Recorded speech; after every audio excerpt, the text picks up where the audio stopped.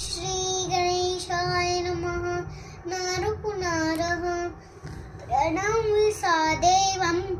गौरीपुत्रं विनायकं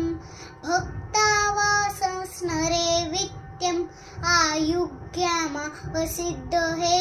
प्रथमं वक्रतुण्डं च एकदन्तं द्वितीयकं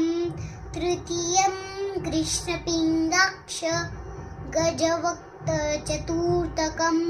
लम्बोदरं पञ्चमं च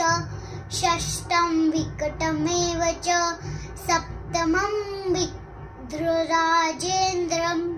धूम्रवर्णं तटाष्टनं नवमं भारचन्द्रं च दशमं तु विनायकम्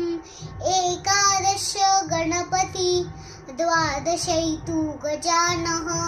द्वादशैतानि नामानि त्रिसन्तु पठेन्द्रः नच्विघ्नः इत्यंस सर्वसिद्धिकमन् प्रभु विद्यार्थी लभते विद्या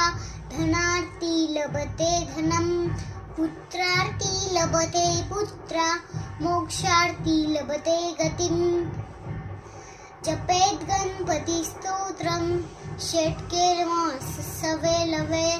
सर्वसिद्धिं च लभते।